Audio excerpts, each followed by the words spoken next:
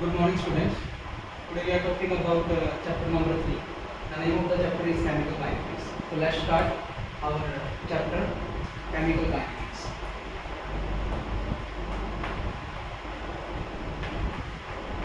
Chemical kinetics. तो ये हमारी वीडियो का पहला डे है और वीडियो के पहले दिन ये हमारे स्टूडेंट्स की पर्टिकुलर रिक्वेस्ट आई कि सर वीडियो बनाइए और हमारे पास उसका लिंक भेज दीजिए। तो जो स्टूडेंट हैं वो हमारे नवोदय विद्यालय के स्टूडेंट्स हैं जिसकी रिक्वेस्ट के दौरान मैं ये वीडियो बना रहा हूँ। तो बच्चों आपके लिए मैं स्टार्ट कर रहा हूँ केमिकल काइनेटिक्स। केमिस्ट्री का थर्ड चैप्टर है। फर्स्ट चैप्टर से स्टार्टिंग नहीं करते क्योंकि टाइम ऑलरेडी बहुत ज़्यादा जा चुका है, जुलाई मंथ चल रहा है, तो इसलिए हम थर्ड चैप्टर से शुरू करेंगे केमिकल काइनेटिक्स। ओके, तो first of all you new about the meaning of the chemical kinetics. What is the meaning of chemical kinetics and why chemical kinetics is required for us? ठीक है, तो हमें पहले पढ़ना है कि chemical kinetics का मतलब क्या है और इसकी requirement क्या है। तो what is the meaning of chemical kinetics? Chemical kinetics generally is the branch of chemistry, या आपकी chemistry की एक branch है, branch of chemistry, यानी chemistry की एक शाखा है which deal about, जो कि हमें डील करवाती है। किस किस के बारे में डील करवाती है? Deal about rate of reactions, ये हमें पहले बताती है रेट ऑफ रिएक्शंस के बारे में कि कोई भी रिएक्शन यदि आपकी प्रोसीड करती है तो उसका रेट क्या होगा, उसके रेट के बारे में बताती है। दूसरा हमें बताती है which factor affected the rate of reaction, कौन कौन से वो फैक्टर हैं जो रेट ऑफ रिएक्शंस को इफेक्ट करते हैं, यानी कि factor affecting the rate of reaction. Factor के बारे में आपको बताएंगे रेट ऑफ रिएक्शंस।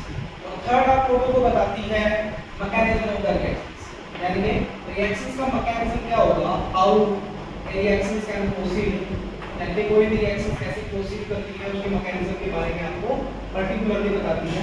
तो उसको हम बोलते हैं केमिकल काइनेटिक्स। तो generally we can say the branch of the chemistry which deal about the rate of reactions, factor affecting the rate of reactions and mechanism of the reactions, that is called chemical kinetics। तो यही इसकी definition आप बना सकते हैं। chemical kinetics is the branch of chemistry which deal about the rate of reactions, factor affecting the rate of reactions and mechanism of rate of reactions, that is called chemical kinetics। Now we are talking about the requirement of chemical kinetics, यानी कि chemical kinetics की need क्यों पड़ी, हमें जरूरत क्यों पड़ी। देखिए हम लोगों ने 11th स्टैंडर्ड में एक चैप्टर पढ़ा था, एक थर्मोडायनामिक्स। थर्मोडायनामिक्स हमें क्या बताती है? थर्मोडायनामिक्स हमें बताती है किसी भी रिएक्शंस के बारे में कि कोई भी रिएक्शंस प्रोसीड करेगी या नहीं करेगी, जिसको हम particularly del H is equal to del G is equal to del H minus KT del S, इस इक्वेशन से उसकी स्पॉन्टेनिटी के बारे में बता सकते थे कि यदि आपकी del G की वैल्यू नेगेटिव है तो रिएक्शंस आपकी प्रोसीड करती है, और यदि आपकी del G की वैल्यू क्या है, पॉजिटिव है, देन वो आपकी स्पॉन्टेनियस नहीं होगी। यानी कि स्पॉन्टेनिटी के बारे में जो हमें डील करवाती है वो थर्मोडायनामिक्स होती है। दूसरा, कोई भी रिएक्शन किस एक्सटेंट से प्रोसीड करेगी, किस एक्सटेंट से आपका केमिकल इक्विलिब्रियम अटेन होगा, यानी कि एक्सटेंट ऑफ रिएक्शंस के बारे में जो हमें बताती है, एक्सटेंट ऑफ रिएक्शंस के बारे में जो हमें बताती है, इन दो कंसेप्ट के बारे में हमें थर्मोडायनामिक्स बताती है। तो थर्मोडायनामिक्स हमें इन दो कंसेप्ट के बारे में बता देती है कि रिएक्शंस आपकी स्पॉन्टेनियस होगी या नहीं होगी, रिएक्शंस आपकी एक्सटेंड करेगी या नहीं करेगी इक्विलिब्रियम को अटेन करने के लिए। तो these two factors are explained by thermodynamics, but आपकी जो रिएक्शंस है वो किस रेट से प्रोसीड करेगी, उस रिएक्शंस के होने का मैकेनिज्म क्या होगा, उसके बारे में हमें थर्मोडायनामिक्स एक्सप्लेन नहीं कर पाती। इस वजह से हमें किसकी रिक्वायरमेंट होती है, केमिकल काइनेटिक्स की रिक्वायरमेंट। ओके, तो केमिकल काइनेटिक्स की रिक्वायरमेंट होने का पर्टिकुलरली रीजन यही है कि हमें किसी भी रिएक्शंस की रेट क्या है, वो किस रेट से प्रोसीड करती है, या फिर उसका मैकेनिज्म क्या है, वो कैसे होगी, उसके बारे में जो हमें डील करवाती है वो हमें केमिकल काइनेटिक्स डील करवाती है। इस वजह से हमें केमिकल काइनेटिक्स को पढ़ने की जरूरत होती है। ओके, तो केमिकोकाइनेटिक्स में आपका जो फर्स्ट टॉपिक है वो बच्चों रेट ऑफ रिएक्शंस, आपकी रेट ऑफ रिएक्शंस क्या होती है। तो let us talking about rate of reactions. तो पहले हम बात करते हैं किसके बारे में, रेट ऑफ रिएक्शंस के बारे में कि रेट ऑफ रिएक्शंस एक्चुअली है क्या। Rate of reactions, to understand the concept of rate of reaction let us consider a general reaction. हम क्या कर लेते हैं, कोई जनरल रिएक्शन को कंसीडर कर लेते हैं। मैंने कोई भी जनरल रिएक्शन ले ली, जनरली मैंने बोल दिया कि आपके पास कोई R नाम का रिएक्टेंट है और ये आपका क्या बनाता है, फ्री प्रोडक्ट बनाता है। Okay, let us consider at time t equal to 0, time 0 के ऊपर reactant are found in its maximum concentration, यानी कि ये अपनी मैक्सिमम कंसंट्रेशन में मिलेगा, उस वैल्यू को हमने बोल दिया R1 वैल्यू। ठीक है, तो प्रोडक्ट की जो कंसंट्रेशन पाएगी at the time of 0 that would be 0 time के ऊपर आपका प्रोडक्ट बना ही नहीं है, दैट्स व्हाई उसकी कंसंट्रेशन जो है वो आपका क्या है, 0 है। अब हमने बोल दिया एनी टाइम, किसी भी टाइम t के ऊपर यदि आपका प्रोडक्ट x बन जाता है, ठीक है, तो आपका जो x प्रोडक्ट बना है वो रिएक्टेंट R से बना है जिसकी इनिशियल कंसंट्रेशन R0 थी, तो t टाइम के ऊपर उसकी जो कंसंट्रेशन बचेगी वो R1 माइनस x बचेगी। ओके, तो यदि हम इस जनरल रिएक्शंस में टाइम 0 और टाइम t के ऊपर देखें तो यहाँ पे देखिए जैसे जैसे आपका टाइम चेंज हो रहा है रिएक्टेंट की कंसंट्रेशन क्या कर रही है बच्चों, चेंज कर रही है। ठीक है, सिमिलरली जो आपकी प्रोडक्ट की कंसंट्रेशन है, प्रोडक्ट की कंसंट्रेशन भी क्या कर रही है, चेंज कर रही है। किसके चेंज के साथ, टाइम के चेंज के साथ। तो यही है आपकी रेट ऑफ रिएक्शन। तो रेट ऑफ रिएक्शन का क्या मतलब होता है, रेट ऑफ रिएक्शन का जनरल मतलब यही है कि change in the concentration of reactant और change in the concentration of product with change in time, यानी कि रिएक्टेंट की कंसंट्रेशन में और प्रोडक्ट की कंसंट्रेशन में जो आपका चेंज आ रहा है टाइम के साथ, वो जनरली अपना क्या कहलाता है, रेट ऑफ रिएक्शन कहलाता है। तो यदि आप इसकी डेफिनेशन लिखना चाहते हो तो बोल सकते हैं rate of reaction is the change in concentrations of reactant and product with time। Okay, तो टाइम के साथ जो चेंज है आपकी रिएक्टेंट की कंसंट्रेशन में और प्रोडक्ट की कंसंट्रेशन में, that is called rate of reaction. Okay, तो मैथमेटिकली रेट ऑफ रिएक्शन को हम लिख कैसे सकते हैं, मैथमेटिकली यदि हम इसको लिखना है तो हम लिख सकते हैं mathematically rate of reactions that would be equal to change in the concentrations of reactant that would be expressed in terms of dr with dt। Here the concentrations of the reactant decrease, reactant की concentration जो है वो time के साथ decrease कर रही है, तो भाई हम आगे क्या लगा देंगे, माइनस का निशान लगा देंगे। अब जितना यहाँ पे चेंज आएगा सेम चेंज आपका प्रोडक्ट की कंसंट्रेशन में आएगा, तो change in the concentration of product with change in time. तो यहाँ पे आपके प्रोडक्ट की जो कंसंट्रेशन है वो क्या कर रही है बच्चों, इंक्रीज कर रही है, दैट्स व्हाई इसके आगे क्या लगेगा, प्लस का निशान लगेगा। तो यू कैन से जो आपका नेगेटिव साइन है, नेगेटिव साइन क्या इंडिकेट करता है, ये आपको इंडिकेट करता है कि concentrations of reactant decrease, reactant की जो कंसंट्रेशन है वो डिक्रीज करती है इसके साथ विद टाइम के साथ, दैट्स व्हाई रिएक्टेंट के केस में हम आगे क्या लगाएंगे, माइनस का साइन लगाएंगे। एंड इन सेकंड वे जो आपकी रेट ऑफ रिएक्शन है that would be positive, rate of reaction आपकी हमेशा पॉजिटिव होनी चाहिए, वुड बी पॉजिटिव, वो आपकी पॉजिटिव होनी चाहिए। लेकिन यहाँ पे यदि आप चेंज निकालोगे तो dr का तो आपका माइनस आएगा, तो माइनस एंड माइनस क्या हो जाएगा, प्लस हो जाएगा। एंड इसलिए आपका रेट ऑफ रिएक्शन क्या आना चाहिए, प्लस आना चाहिए, दैट्स व्हाई हम क्या लगाते हैं, माइनस का साइन लगाते हैं। तो you should remember that rate of reaction should be positive, rate of reaction आपकी क्या होनी चाहिए, पॉजिटिव होनी चाहिए। तो रिएक्टेंट के केस के आगे हम क्या लगाते हैं, माइनस का साइन लगाते हैं, और प्रोडक्ट के केस के आगे हम क्या लगाते हैं, प्लस का साइन लगाते हैं। तो this is the general definitions of the rate of reactions। की rate of reaction is the change in the concentrations of reactant or product with the time। okay, तो इस तरह से आप एक्सप्लेन कर सकते हैं और मैथमेटिकली इसको आप निकाल सकते हैं। Now we are talking about the unit of rate of reactions। Unit क्या होती है, unit of rate of reactions, what is the unit. तो यूनिट देखिए यहाँ पे आपको दिया गया है change in the concentration. Concentration जो होती है वो आप मोलैरिटी के फॉर्म में ले सकते हैं। तो मोलैरिटी आपकी पर्टिकुलरली क्या होती है, मोल पर लीटर होती है, नीचे आपका टाइम है तो डिवाइड बाय सेकंड। तो यूनिट जो बनेगी रेट ऑफ रिएक्शंस की वो क्या बन जाएगी, मोल पर लीटर पर second. This is the unit of rate of reactions. Okay, तो ये मैंने आपको सब कुछ बता दिया, रेट ऑफ रिएक्शंस के बारे में बता दिया कि रेट ऑफ रिएक्शंस क्या है, उसका मैथमेटिकल टर्म में आप कैसे डिफाइन करेंगे या लिखेंगे उसको। और दूसरा आपको यहाँ पे यूनिट का पता चल चुका है कि रेट ऑफ रिएक्शंस की यूनिट क्या है, तो मोल पर लीटर पर second is the unit of the rate of reactions. अब चलिए हम कोई रिएक्शन लेते हैं और उस रिएक्शंस की हम रेट ऑफ रिएक्शंस को करेंगे, तो देखिए कैसे करते हैं।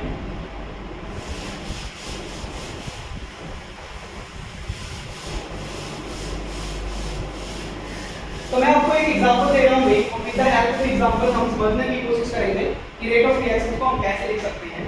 जैसे मैंने लिख लिया आपका हाइड्रोजन आयोडाइड है, हाइड्रोजन आयोडाइड को जैसे ही आप डिकम्पोज करते हैं तो हाइड्रोजन प्लस के I2 के अंदर कन्वर्ट हो जाता है। ओके, तो ये आपके पास एक जनरल रिएक्शन है, जब भी आप हाइड्रोजन हाइड्राइड का क्या करते हैं, डिकम्पोजिशन करते हैं, it will convert into H2 plus के I2। तो यहां पे देखिए HI का जो स्टिचियोमेट्रिक कोएफिशिएंट दिया गया है वो है आपका 2। यहाँ पे स्टिचियोमेट्रिक कोएफिशिएंट आपका 1 और यहाँ पे स्टिचियोमेट्रिक कोएफिशिएंट आपका है 1। तो इसका मतलब क्या है, इसका मतलब है कि हाइड्रोजन आयोडाइड का जो रेट ऑफ डिसअपीयरेंस है वो H2 और I2 के कंपैरिजन में डबल है। इसका मतलब हाइड्रोजन आयोडाइड यदि आपका डबल डिसअपीयर होता है देन आपका 1 mole of H2 and 1 mole of I2 क्या होता है, अपीयर होता है। यानी 2 मोल ऑफ हाइड्रोजन आयोडाइड जब भी डिसअपीयर होगा, खत्म होगा, तो आपका क्या बनेगा, 1 मोल ऑफ हाइड्रोजन गैस बनेगा और 1 मोल ऑफ I2 गैस बनेगा। ठीक है, तो इसका मतलब यदि हम इनको इक्विलाइज करना चाहते हैं तो यहाँ पे मैंने लिख दिया rate of disappearance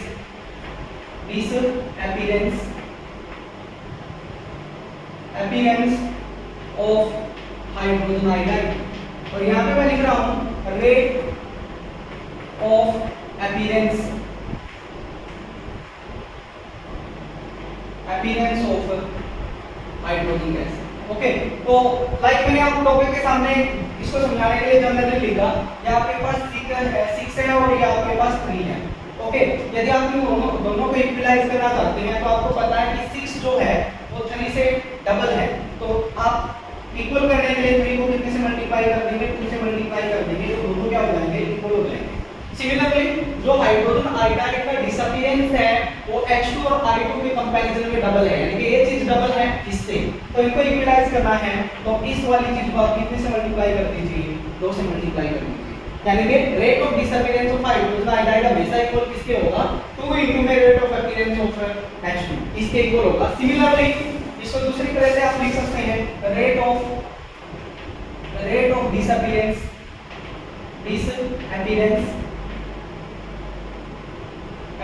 of HI, ये I2 के भी क्या है, डबल है, दैट्स व्हाई इसको भी हम क्या लिख देंगे, 2 इनटू में rate of appearance of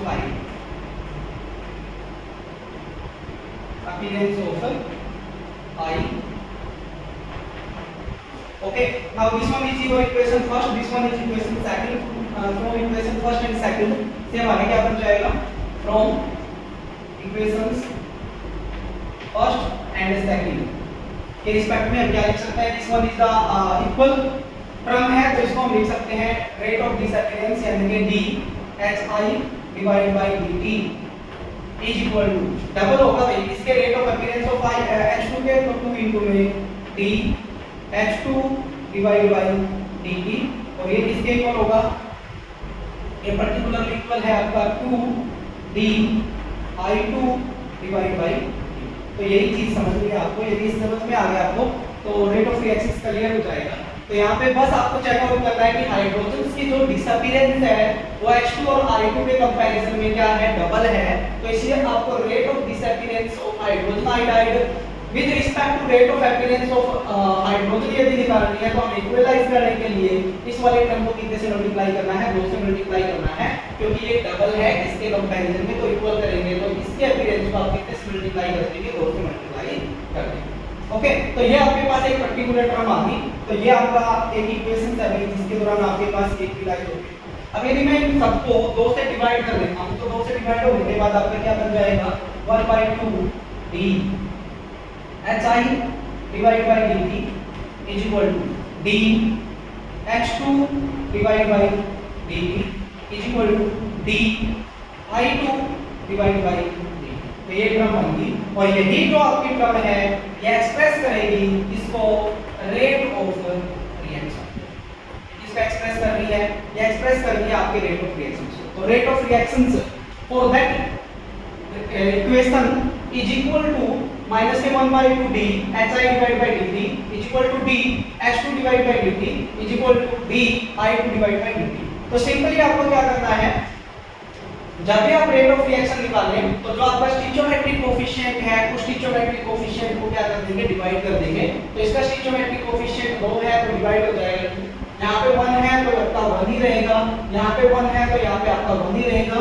reactant के केस में आप आगे माइनस का साइन लेंगे क्योंकि रिएक्टेंट की कंसंट्रेशन टाइम के साथ क्या करती है, डिक्रीज करती है। और प्रोडक्ट के केस में आप इसका साइन लेंगे, प्लस का साइन लेंगे। ओके, तो इस तरह से you can represent the rate of reaction. आप रिप्रेजेंट कर सकते हैं किसी भी रेट ऑफ रिएक्शन को। अभी देख लीजिए आप इसको, यदि कुछ समझ में नहीं आया तो मुझे मैसेज करके बोल देना। नेक्स्ट हम कोई जनरल रिएक्शन लेते हैं और उस रेट ऑफ रिएक्शन को लिखने की कोशिश करेंगे। तो सिंपल आपको स्टिचोमेट्रिक कोफिशिएंट देखना है और उसको क्या कर देना है, डिवाइड कर देना है 3 से। तो जैसे मैंने आपको रिएक्शन दिया, मेरी रिएक्शन से आपके पास जनरल रिएक्शंस में दे रहा हूं कोई जनरल रिएक्शंस। तो मैंने बोला A of A plus के B of B that will provide C of C plus के D of D। ओके, तो ये रिएक्शंस आपके सामने। तो इस रिएक्शंस का आपको क्या निकालना है, रेट ऑफ रिएक्शन निकालना है। तो how can you right the rate of reactions? Rate of reactions is equal to change in the concentration of A, change in the concentration of B, change in the concentration of C and change in the concentration of D। तो यहाँ पे क्या हो जाएगा, यहाँ पे आपका D A की concentration डिवाइड बाई dt, इसका स्टिचोमेट्रिक कोफिशिएंट A है तो डिवाइड बाई A हो जाएगा, रिएक्टेंट है तो आगे साइन माइनस का, इज इक्वल टू D की concentration में change dB divide by dt, stoichiometric coefficient यहाँ पे B है तो B डिवाइड हो जाएगा और रिएक्टेंट है तो माइनस साइन। इसके बाद C dC divide by dt, stoichiometric coefficient is C तो 1/C, प्रोडक्ट है तो आपका क्या हो जाएगा, प्लस हो जाएगा। Similarly D of D divide by dt and 1/स्मॉल। ओके, तो यहाँ पे आप बोल सकते हैं जो आपका कैपिटल A है और कैपिटल B है बच्चों, ये है आपकी कंसंट्रेशन ऑफ रिएक्टेंट, रिएक्टेंट की कंसंट्रेशन। कैपिटल C और जो कैपिटल D है ये है आपकी कंसंट्रेशन ऑफ प्रोडक्ट, प्रोडक्ट की concentration. Small a and small b जो है वो है आपका stoichiometric coefficient of reactant, reactant का stoichiometric coefficient.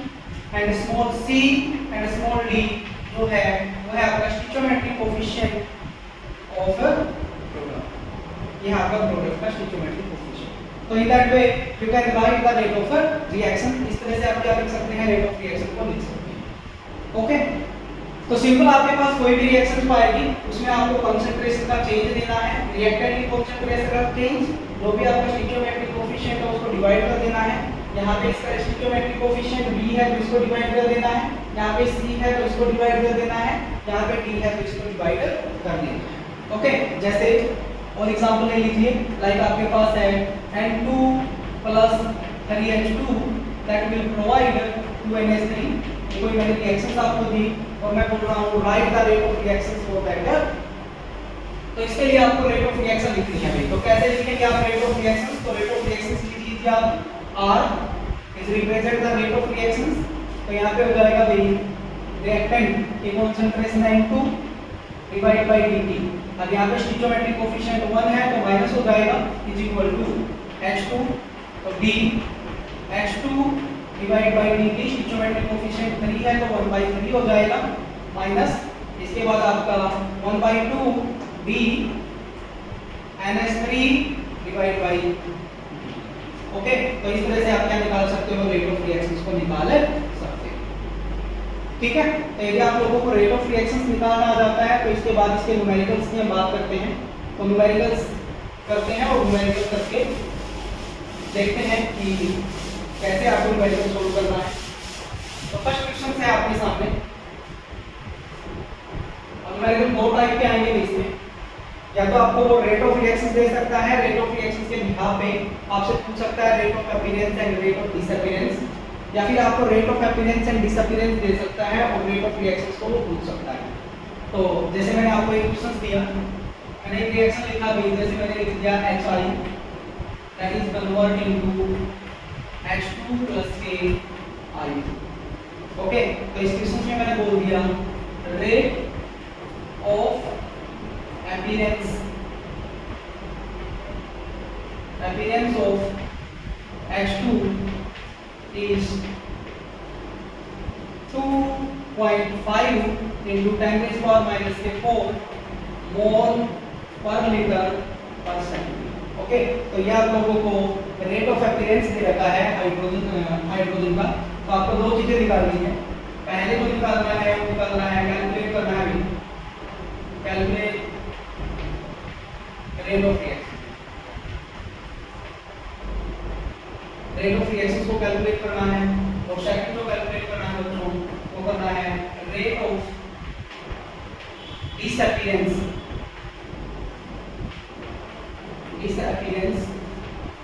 Of HI। Okay, तो यू शुड रिमेंबर, या फिर आप नोट करके लिख सकते हैं कि जो आपकी रेट ऑफ रिएक्शंस होगी, rate of reaction depend on the stoichiometric coefficient. जो भी आपकी रिएक्शन में स्टोइकियोमेट्रिक कोएफिशिएंट है, रेट ऑफ रिएक्शन आपकी स्टोइकियोमेट्रिक कोएफिशिएंट पे डिपेंड करता है। But rate of appearance and rate of disappearance आपका स्टोइकियोमेट्रिक कोएफिशिएंट पे डिपेंड नहीं करता, वो विदाउट स्टोइकियोमेट्रिक कोएफिशिएंट लिखा जाएगा।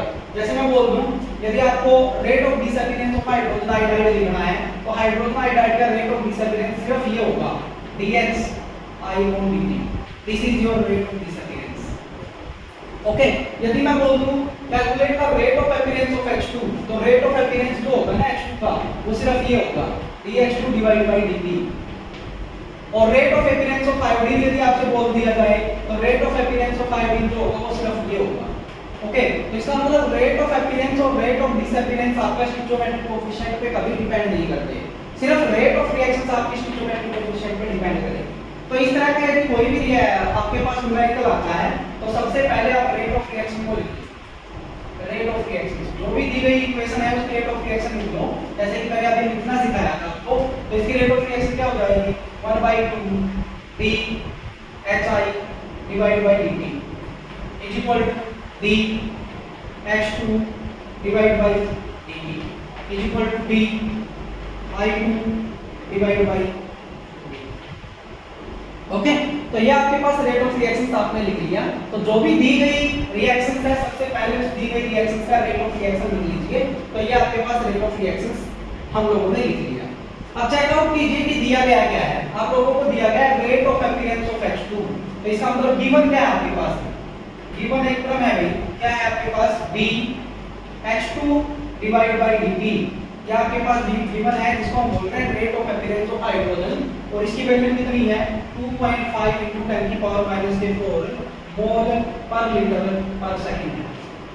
ओके, तो सबसे पहले जो दी गई चीज है उसके अनुसार अपने रेट ऑफ रिएक्शन को निकालिए। तो जो ये है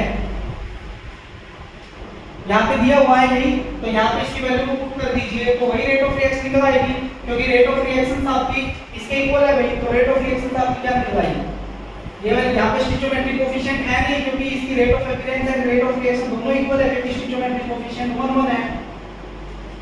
यदि आपका स्टोइकियोमेट्रिक कोएफिशिएंट कुछ और होता तो rate of appearance and rate of reaction क्या होती, अलग होती। लेकिन यहाँ पे तो दोनों सेम है, क्योंकि स्टोइकियोमेट्रिक कोएफिशिएंट आपका 1 है, तो रेट ऑफ रिएक्शन आपकी वही होगी जो इसका रेट ऑफ अपीयरेंस है। तो रेट ऑफ रिएक्शन अपनी क्या आ गई?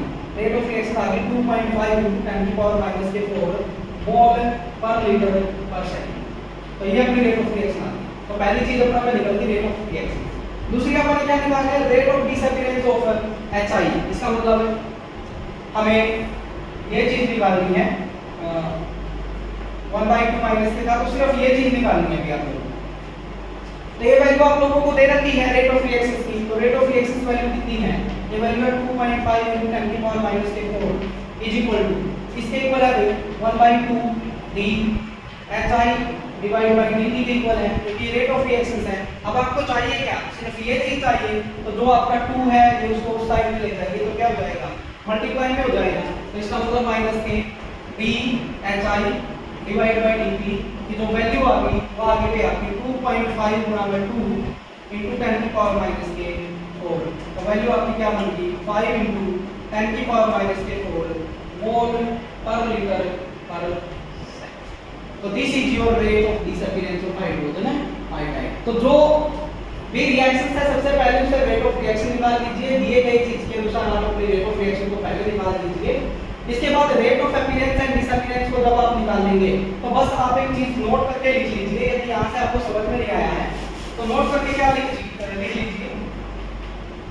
यदि आप लोगों को दिया गया है rate of reaction, rate of reaction से आपका गिवन है, दिया गया है, आपको कैलकुलेट करना है, क्या कैलकुलेट करना है रेट ऑफ अपीयरेंस और डिसअपीयरेंस।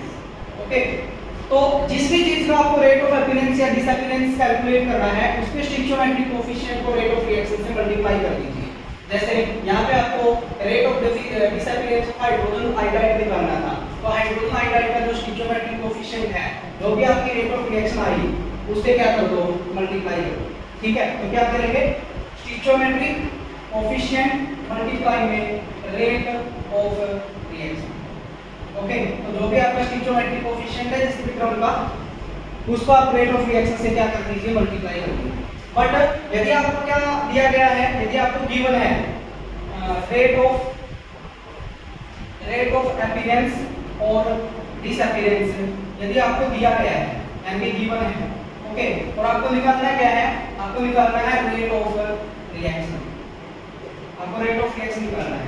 तो आप क्या करेंगे, जो भी दी गई चीज है, गिवन वैल्यू है, जिसकी भी गिवन वैल्यू है, उस गिवन वैल्यू को आप स्टिचियोमेट्रिक कोएफिशिएंट से क्या कर दीजिए, डिवाइड कर दीजिए, तो आपकी क्या निकल आएगी, रेट ऑफ रिएक्शन निकल आएगी। तो सिर्फ आपको ये चीजें याद रखनी है, 2 पॉइंट, रेट ऑफ रिएक्शन दे रखी है, कैलकुलेट आपको रेट ऑफ अपीयरेंस और डिसअपीयरेंस करना है।